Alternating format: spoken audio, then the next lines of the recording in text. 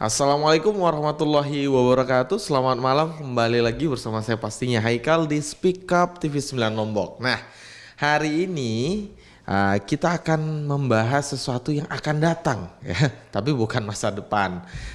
Bisa jadi masa depan. Nah, ini kan saat ini kita sudah berada di penghujung tahun 2022.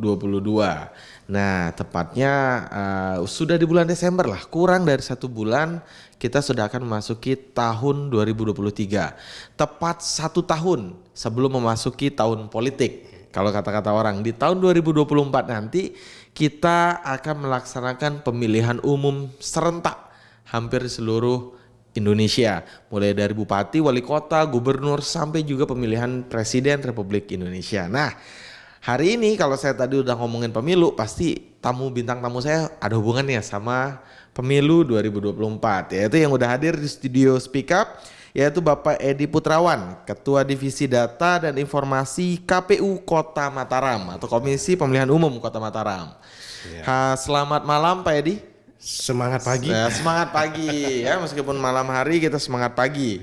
Nah, hari ini Pak Edi, ada sesuatu yang mungkin kita bahasnya bukan langsung siapa calonnya atau bagaimana regulasi, enggak.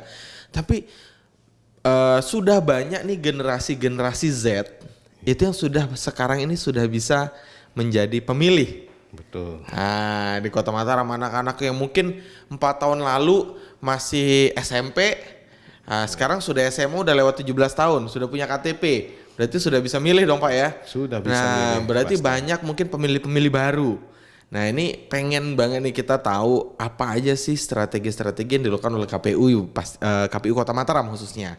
Nah, ini tapi nanti kita juga bahas mengenai golput ya.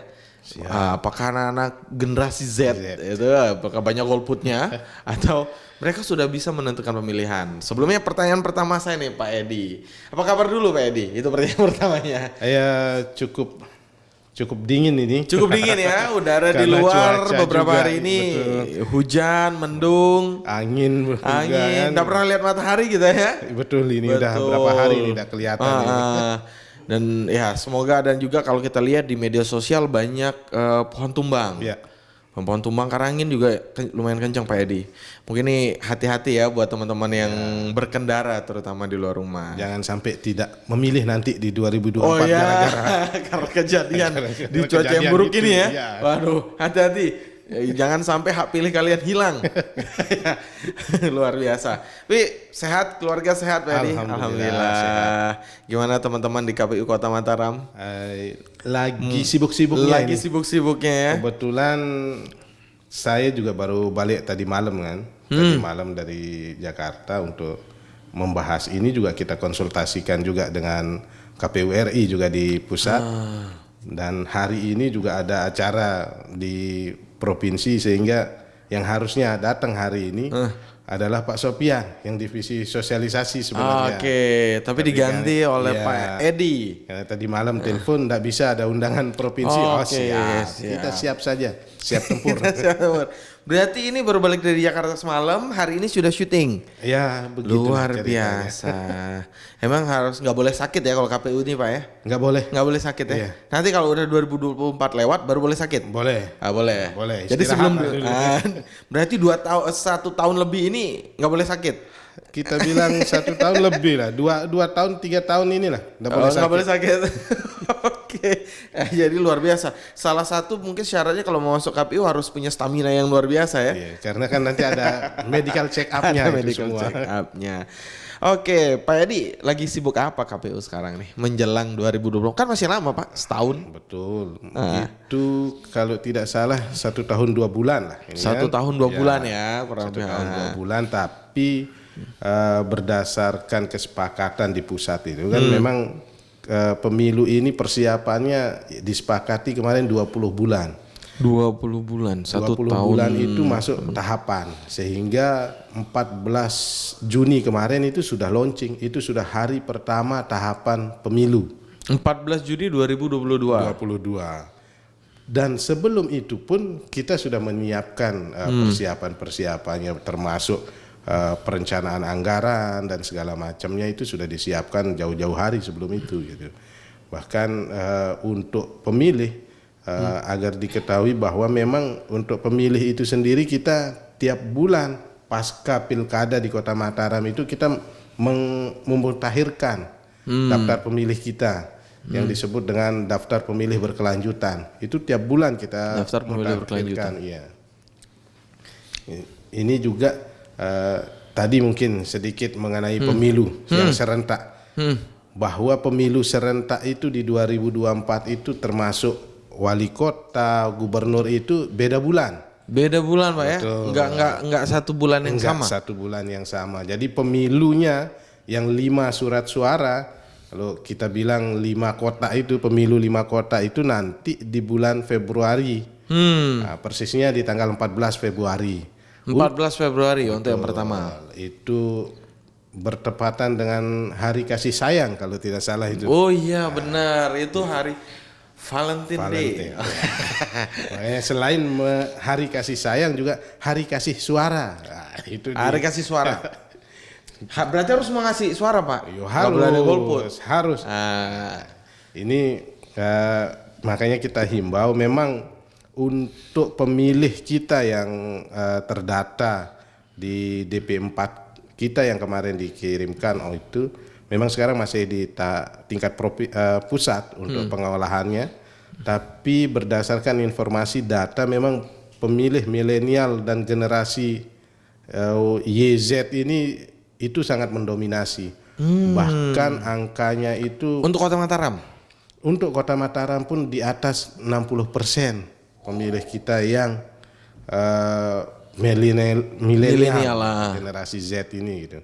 Nah, berkenaan dengan itu memang kami Kota Mataram bahkan dari awal tahun kita sudah membuat kegiatan sosialisasi ke sekolah-sekolah. Kami sebut KPU Goes to School. KPU Goes to School. Terus KPU menjadi pembina di setiap sekolah-sekolah ketika upacara dan. Berarti sosialisasi sudah dijalankan oleh KPU Pak ya?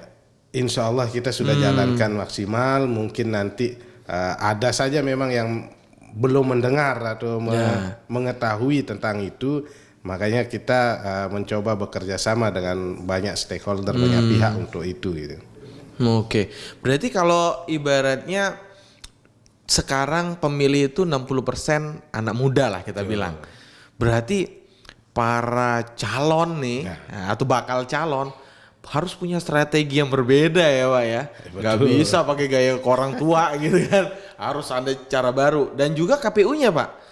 Berarti ada strategi-strategi baru yang dilakukan untuk melakukan pendekatan kepada pemilih. Betul. Salah satunya tadi KPU Goes to School ya. Luar biasa. Berarti itu ke sekolah-sekolah, hampir semua sekolah yang ada di Kota Mataram. Iya, kita merambah SMA dan sederajatnya. Karena kalau kita mengacu di 2024 nanti, maka hitungan kami yang kelas 2 itu nanti bisa memilih. Oh iya benar, karena dia udah 17 tahun. Karena kan syarat pemilih itu salah satunya berumur 17 tahun di hari H itu gitu. Di hari pemilihan itu 14 Februari. Tapi kalau dia di hari 14 Februari misalnya dia umurnya 17 tahun di hari itu dia ulang tahunnya. Tapi dia belum punya KTP Pak. Nah, untuk yang KTP ini masih bisa menggunakan KK.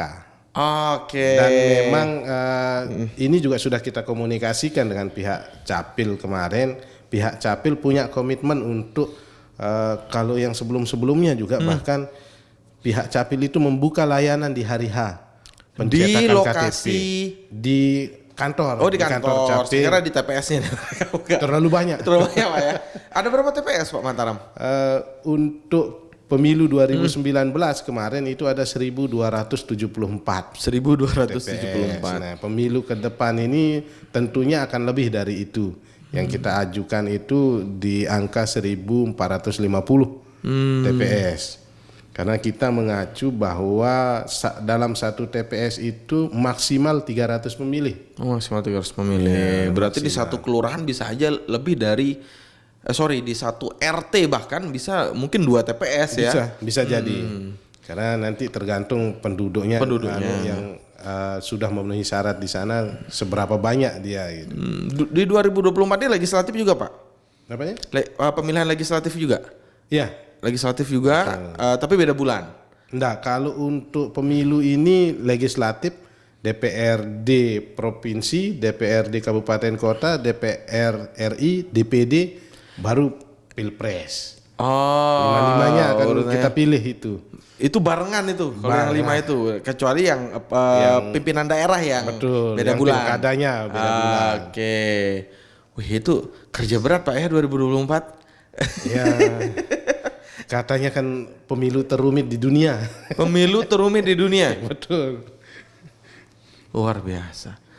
Kenapa Pak katanya pemilu terumit di dunia? Karena semua barengan gitu. Karena satu-satunya yang 5 kotak.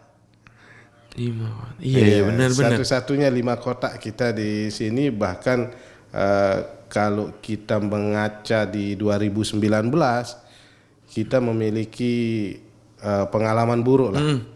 Banyak petugas kita yang meninggal kan di 2019 itu hampir 700 orang senasional itu yang meninggal. Padahal itu belum ada COVID ya waktu itu Pak. Betul. Ya semoga 2024 COVID sudah menjadi endemi lah ya, bukan pandemi lagi Pak. Amin. Amin. Dan kita kan sudah vaksin nih Pak. Betul. Jadi lebih strong lah stamina tubuh. Berapa orang sih Pak KPU Kota Mataram personilnya? Untuk komisionernya hanya 5 orang. Komisioner hanya 5 orang. 5 Oke. orang. Terus kalau sekantor itu hanya 24. 24 orang Pak. Betul. Kenapa mau jadi KPU Pak? Capek Pak. 24 orang harus melaksanakan pemilihan legislatif, eksekutif. Kita ngikuti suratan takdir saja. Takdir saya. Garis tangannya ke sana. Tadi itu maksud saya memberikan pertanyaan itu ke Pak Edi. Ya kerja mereka itu berat teman-teman di rumah pemirsa TV 9. Cuman ya kalau bukan dari hati Pak ya. Betul. Mungkin kita tidak mau apapun pekerjaannya.